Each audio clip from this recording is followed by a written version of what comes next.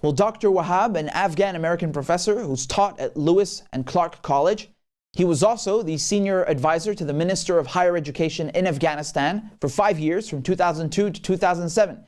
Professor, it's great to have you. You're quite welcome. Thank you for having me. Professor, could I just get your initial reaction on this very tragic event, this attack that took place at Kabul airport? You know, why did this happen? Who stands to benefit from this? Well, it's sad, it's tragic, and it's outrageous in my view. The coverage by the corporate press has been even worse because, for the ever since August 15th, when the Taliban took over the country, the entire focus of the corporate media has been on the airport, without any context, without any history, without background, without explanation, without analysis, without depth, as if the airport events, which were manufactured by the United States and its allies, as if they took place in a vacuum. There's no talk about how the United States and its allies actually deliberately created this crisis. But also there's no explanation of the direct contribution by the previous Afghan government of Mr. Ghani and before that, Mr. Karzai. So while I feel very sorry for the people and the 170 plus people who were killed and the hundreds who were injured, I feel very sorry and very sad, both for the expatriates who were killed and maimed and also for the Afghans. Amongst them were, I'm sure, some very important, qualified, useful people, but they're gone. And also, there's no question being asked, how and why this came about. And the responsibility is directly with Washington and its allies, because Washington has been meddling in Afghan affairs ever since the 1970s. And I should say that the first US intervention took place when Dawood launched a coup d'etat in 1973 and wanted to modernize the country and make it, self-reliant, self-sufficient, a decent country. But, the United States indirectly through ISI of Pakistan, meddled in Afghan affairs. And then we had another coup by the PDPA in April of 1978. And then, of course, the United States, and in alliance with Saudi Arabia and Pakistan, went to work full-time, full force. The United States spent, as you know, maybe $10 billion to arm, organize, support, equip, and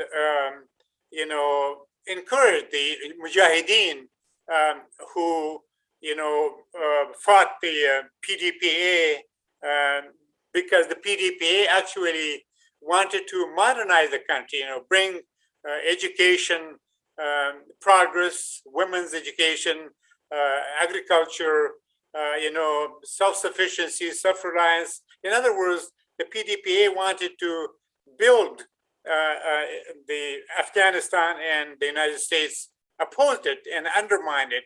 And then the United States, of course, directly in 1992, armed, the Taliban, brought the Taliban indirectly through Pakistan.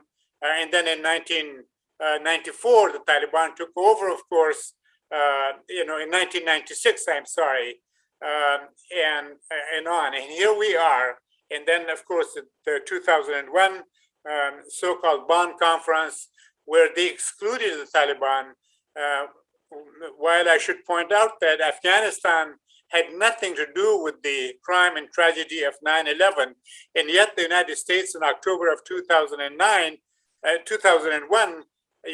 started assaulting, bombing, and occupying the country, and occupied it since August 15th. So I think, while I feel sorry for the people at the airport and they should be helped in every way, but one, we should hold the United States and allies directly responsible, and two, we should provide for a context, and three, my question is, what about the 34 million Afghans who will be left behind? Suppose the United States and its allies, quote, rescue, maybe 500,000 Afghans right now at maximum.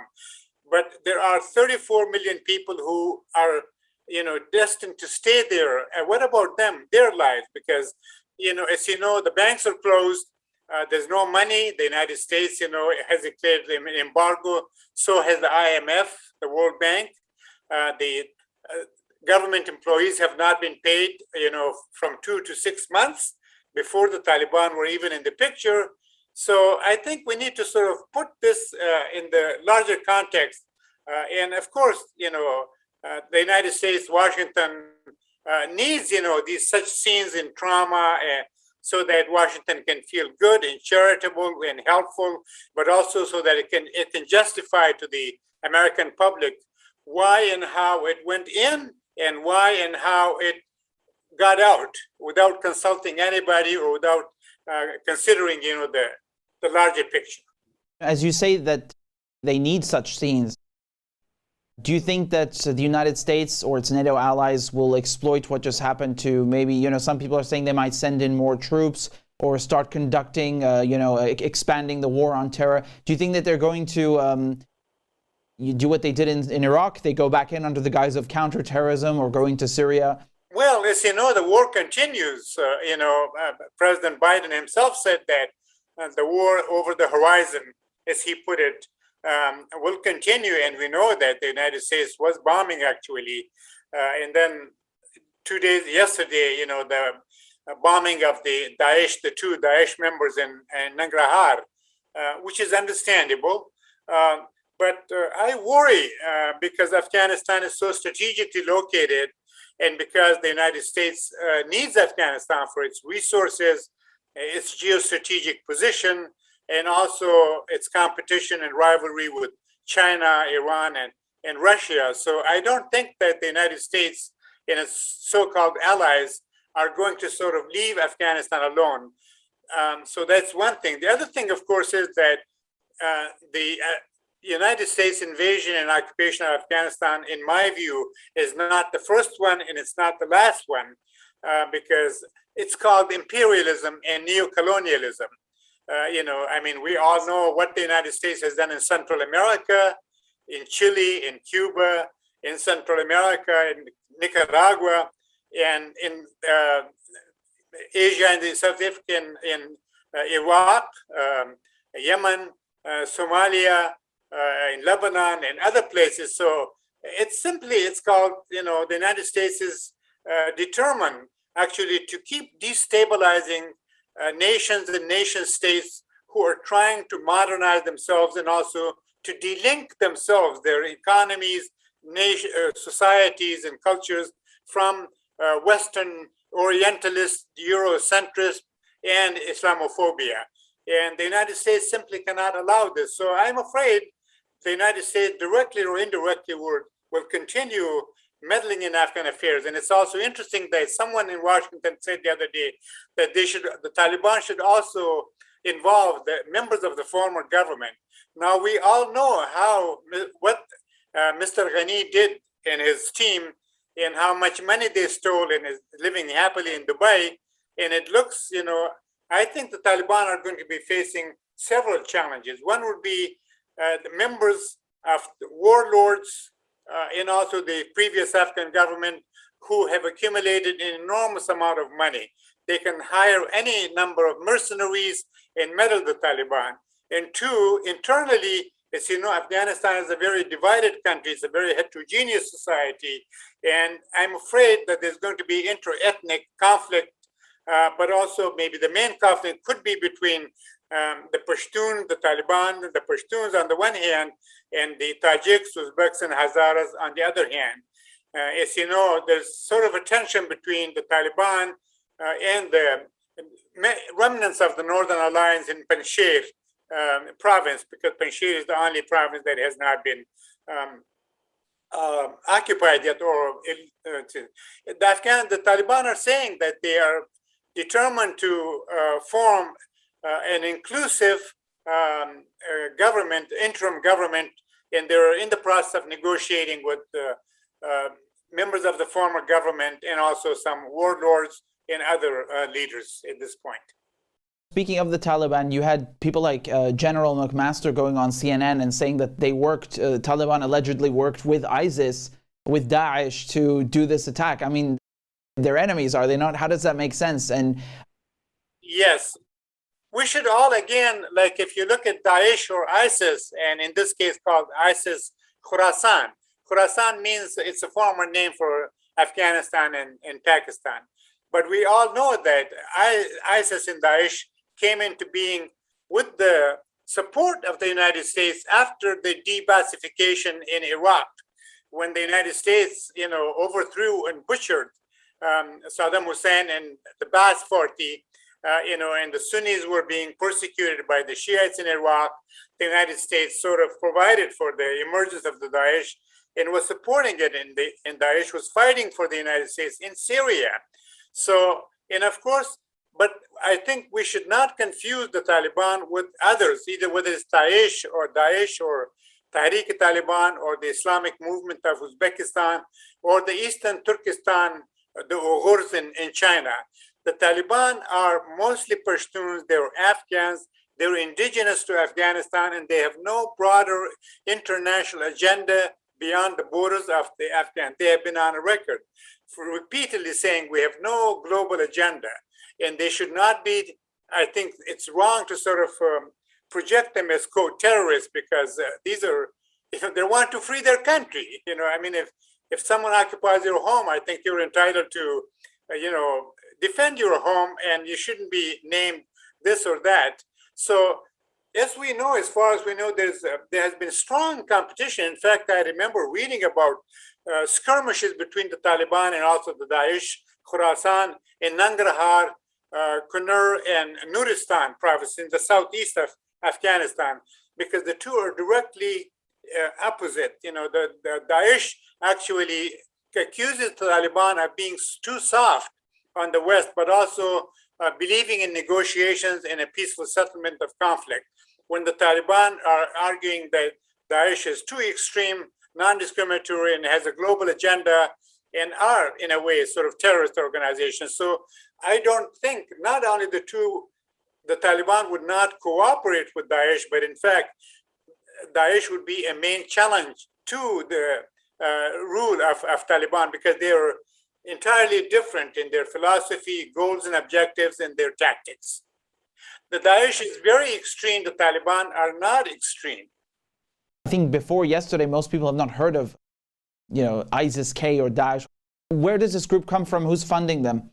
They're allegedly involved. Well, they are a big group. I mean, they almost took over Iraq, as we can remember, in 1915 and afterwards. But then the United States went to work. So they originate from Iraq, and then from Syria, and then other Arab countries, and they found their way to Eastern Afghanistan, because Eastern Afghanistan, borders Pakistan. It's sort of uncontrolled border. People go in and out all the time, all kinds of people. And you can smuggle weapons, you can smuggle narcotics, human trafficking. As far as I know, the Daesh, it's not a very small group, because I remember the Pentagon actually saying, Daesh has a minimal presence in Afghanistan, and they have been vanquished. Well, now all of a sudden, Daesh has been made into this huge, big threat to the human race and to civilizations.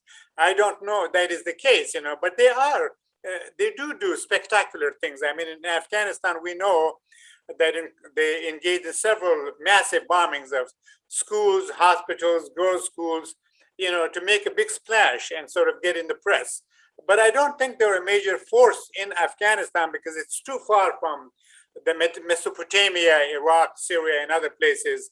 And again, the Taliban are staunch enemies of the Daesh, and I don't think the Taliban this time, the way I see it, I listen to their press conferences, I listen to their declarations and, announcements and so forth.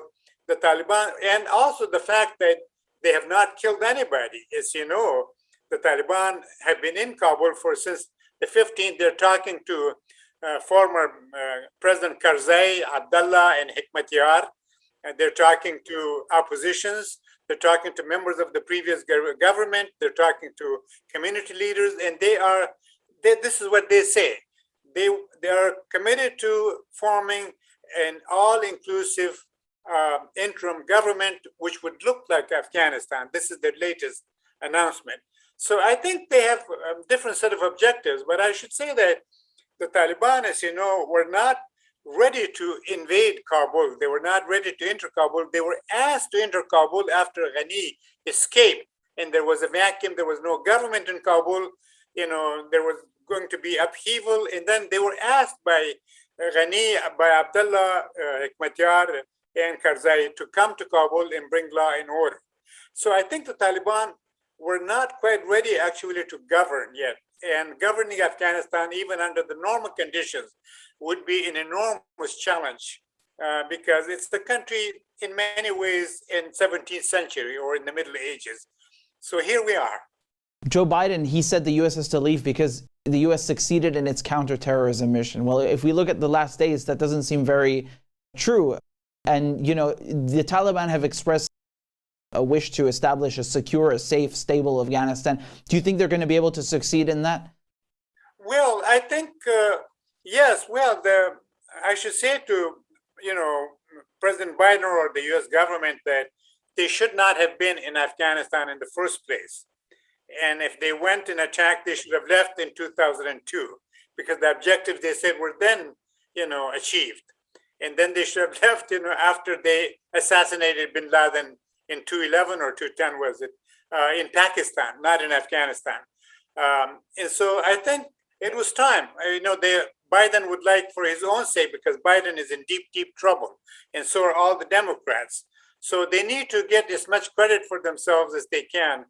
So there were no terrorists because, as I said, the Taliban themselves, I think, cannot afford to either harbor or support or accommodate terrorists because the Taliban again has a different trajectory and different objective. That is, they want to form a nation state. And they keep saying, we need help. We need to have good relationship with the whole world. We need their assistance. We need this and we need that. They need credibility. So the Taliban are in no position. But Biden keeps saying, and I think in the way to deal with terrorism is a tactic. I mean, terrorism is not a group, it's not a party, it's not a government, it's not a war as such, but it's a crime. It's a crime that I think should be dealt with in other ways through police work, intelligence, which the United States has. And actually, the Taliban have said that even they will work with the U.S. government, to solve these problems. They're on record. If Washington would agree to this, but Washington, as I said again, for its own reasons, is determined to destabilize and keep destabilizing Afghanistan because, as I said, this is typical imperialism, neo-colonialism that would not allow countries to become self-sufficient, especially countries that would not make its resources, markets, and labor, and so forth to Western imperialism. And that's the issue. Dr. Wahab, thank you so much for your time. Really insightful, really great speaking with you. Thank you very much, and thank you for asking me. Good luck.